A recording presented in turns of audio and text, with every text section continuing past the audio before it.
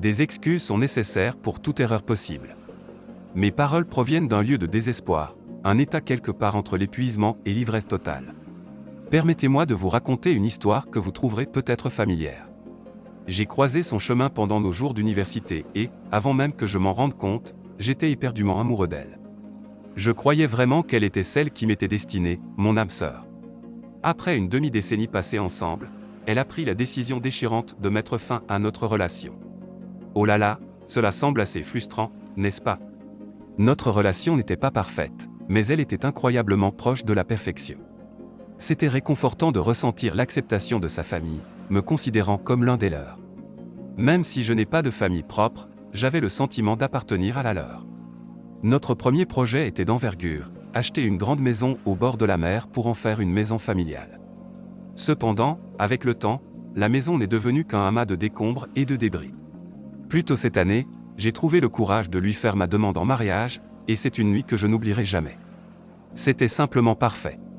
Qu'est-ce qui a bien pu la pousser à prendre une décision aussi radicale et à tout abandonner? Imaginez-vous, vous réveiller avec un mal de tête intense après une nuit endiablée passée avec des amis, pour découvrir que le meilleur ami de votre fiancé vous a envoyé non pas une, mais 5 vidéos stupéfiantes. C'est ainsi que j'ai commencé ma journée hier matin. Il est amusant de constater à quel point le premier a pu croire, dans son innocence, que leur expérience pleine de joie ne comportait pas quelques moments gênants. En visionnant seulement ces 5 vidéos, nous pouvons acquérir une multitude de connaissances et de perspectives. Plongeons dans les points forts et les conclusions à retenir de chacune d'elles. Elle a eu un comportement assez sauvage, embrassant non pas un, non pas deux, mais au moins 3 autres hommes. Et laissez-moi vous dire, les choses ont plutôt chauffé avec l'un d'eux, je parle d'une véritable séance de baisers passionnés. Et comme si cela ne suffisait pas, elle s'est même adonnée à lécher du champagne sur son corps. Mais le comble? Elle a été soulevée et transportée dans une pièce d'où des bruits extrêmement forts s'échappaient derrière la porte. Je suis encore dans l'incrédulité et mes amis partagent mon sentiment d'étonnement. Il semblerait qu'elle ait pu se reposer un peu hier, le bien nécessaire. En effet, j'ai reçu son premier message hier soir. Cependant, depuis ce matin, mon téléphone ne cesse de vibrer sous l'abondance de messages et d'appels de sa part. Hier même, je l'ai mise face à la réalité et j'ai exigé la vérité. Pourtant, elle a agi comme si tout était parfaitement normal. Je suis consumé par un sentiment d'oppression et j'ai du mal à trouver les mots pour l'exprimer. Le poids de cette situation est insupportable, il est comme une pression constante sur ma psyché. Ces messages sont remplis de supplications désespérées pour que je vienne la chercher, insistant sur le fait qu'il y a plus à l'histoire que ce que l'on peut voir à première vue. Classique, n'est-ce pas? La situation a escaladé au point où même sa plus proche confidente intervient, et elle a demandé à avoir une conversation avec moi. C'était une journée typique jusqu'à ce que je reçoive un appel d'un numéro inconnu. J'ai répondu et, à ma grande surprise, c'était une femme qui semblait être en détresse. J'ai essayé de la calmer en lui disant que je connaissais l'homme dont elle parlait. Il y a eu une pause immédiate, puis des sanglots et des pleurs incontrôlés à l'autre bout de la ligne. Elle m'a supplié de la rencontrer en personne pour expliquer que les choses n'étaient pas ce qu'elles semblaient. Cependant, j'ai dû raccrocher et éteindre mon téléphone. Ma fiancée m'a demandé qui était l'expéditeur des vidéos, elle était assez curieuse de savoir qui pouvait être cette personne. Le parcours de grandir dans une maison d'accueil a été difficile, mais je me suis toujours accroché à l'espoir d'avoir une famille à moi. Avec tout le reste dans ma vie qui semble en suspens, il est réconfortant de savoir que je peux toujours compter sur mes frères et mon travail pour être constant. Chercher un point de vue extérieur peut être extrêmement utile dans des situations comme celle-ci.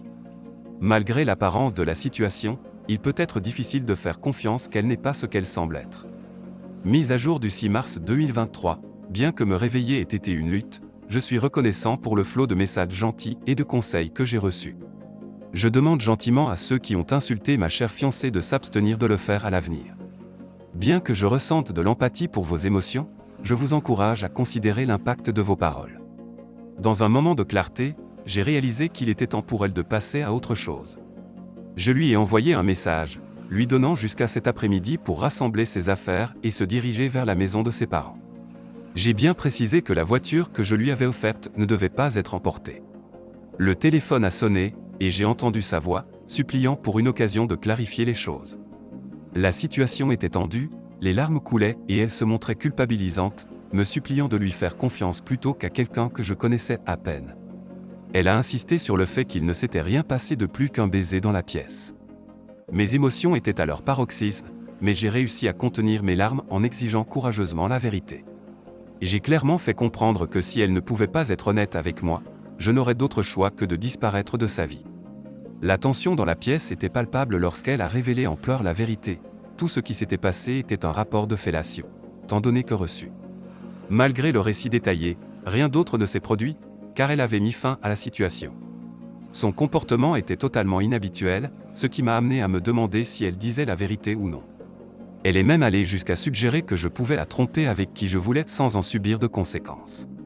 Il va sans dire que je me sentais déconcerté et incertain sur ce qu'il fallait croire. Mon estomac se tordait et ma peau frissonnait à l'écoute de tout cela. J'ai raccroché l'appel brusquement car, soyons honnêtes, il n'y avait plus rien à discuter. Au milieu d'une avalanche de messages et d'appels de proches, je me suis retrouvé à devoir répondre sans cesse aux appels de ma fiancée et à devoir engager la conversation. Suivant les conseils de nombreux amis, nous avons téléchargé les vidéos sur un appareil.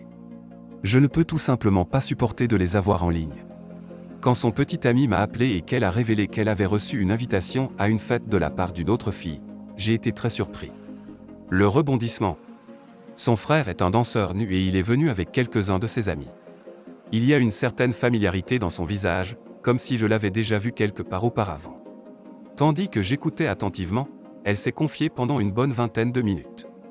Elle confessait avoir trahi son fiancé, se sentant indigne d'une personne aussi incroyable que moi.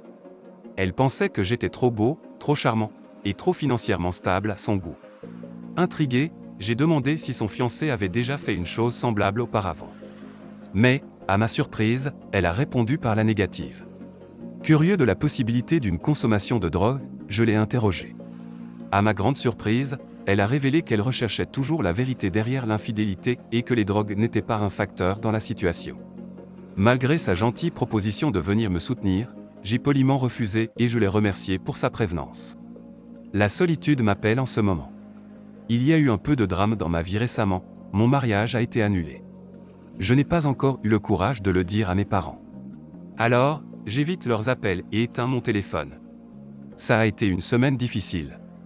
Récemment, j'ai pris une pause bien nécessaire du travail et exploré la vie nocturne. Mes soirées ont été remplies de visites dans divers bars, où je me délecte de délicieuses boissons jusqu'à ce que je finisse par m'endormir paisiblement. Notre soirée avec les garçons a été une véritable pagaille joyeuse. Bien que je dois admettre, ma mémoire est un peu floue vers la fin. Je n'aurais jamais imaginé que nos bêtises deviendraient virales aussi rapidement. Encore merci pour ce moment inoubliable. En tant qu'introverti autoproclamé, je chéris les quelques amis proches que j'ai dans ma vie.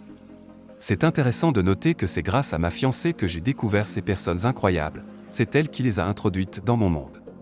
N'ayant que 4 amis, je suis reconnaissant pour leur présence et la joie qu'ils apportent à ma vie. Alors que j'étais occupé à étudier et à jouer au basketball, elle attirait sans effort l'attention de tout le monde sur le campus. C'est elle qui m'a appris ce que signifie être en couple, à expérimenter l'intimité et à explorer de nouvelles choses. 5 années se sont écoulées en un clin d'œil. C'est comme des montagnes russes avec elle. Une minute, elle m'invite à nous rencontrer et à avoir une conversation mature. La minute suivante, elle partage, avec des contractions, ce qu'elle a mangé à midi comme si rien ne s'était jamais passé entre nous. Et juste quand je crois la comprendre, elle évoque nos rêves et aspirations communs. C'est à la fois déroutant et intriguant. Eh bien, c'est une situation délicate, mais il y a au moins une lueur d'espoir, une luxueuse bouteille de whisky vintage qui attend impatiemment votre arrivée. J'apprécie le conseil, mais pour le moment, entretenir une relation avec sa meilleure amie n'est pas ma priorité principale. Ma fiancée m'a, encore une fois, contacté avec une proposition, surveiller tous ses comptes et m'abstenir de boire ou de sortir sans elle. Désolé, je ne suis pas un surveillant de prison. Cela signe la fin d'une ère pour moi. J'ai pris la décision de dire adieu à cette plateforme et de m'orienter vers de nouvelles aventures. Selon elle, ce geste significatif établirait indéniablement sa loyauté, ouvrant ainsi la porte vers un avenir incertain. Hilarant, n'est-ce pas? Mais restons réalistes. L'essence d'une relation réside dans l'espionnage des comptes de réseaux sociaux de l'autre. La confiance n'est qu'un bonus. Si vous restez fidèle uniquement parce que vous êtes surveillé, c'est comme recevoir une étoile d'or pour ne pas avoir mangé de colle à la maternelle. Le véritable jackpot est d'avoir un partenaire qui ne s'égarera pas, même s'il est entouré d'un buffet de beauté. Et, si vous allez trahir quelqu'un, ayez au moins la décence de l'admettre au lieu de rejeter cela sur la peur de ce qui pourrait arriver. Imagine ceci, une amitié est comme un sandwich. D'abord, tu as le pain, qui est la base de l'amitié. Ensuite, tu as la garniture, qui représente tout le bon côté qui rend l'amitié délicieuse. Et enfin, tu as les condiments, qui ajoutent ce petit plus à l'amitié. Donc, tout comme un sandwich, une amitié est une combinaison parfaite de différents éléments qui se réunissent pour créer quelque chose d'incroyable. Si je devais laisser mon portefeuille sur une table sans surveillance, je m'attendrais à ce qu'un ami n'envisage même pas de prendre un sou à moins qu'il ne souhaite vivre l'excitation d'être poursuivi dans la rue par une foule en colère. Mais si je tourne le dos et qu'il dérobe furtivement mon portefeuille, la solution n'est pas de leur faire confiance à nouveau. Je suis presque sûr qu'ils convoitent vos affaires comme un raton laveur affamé convoite une poubelle. Bonne chance avec cette relation. Si vous avez aimé ce témoignage, n'hésitez pas à liker la vidéo, commenter et partager. Abonnez-vous également à la chaîne et activez la cloche pour être notifié de la prochaine vidéo. Prenez soin de vous.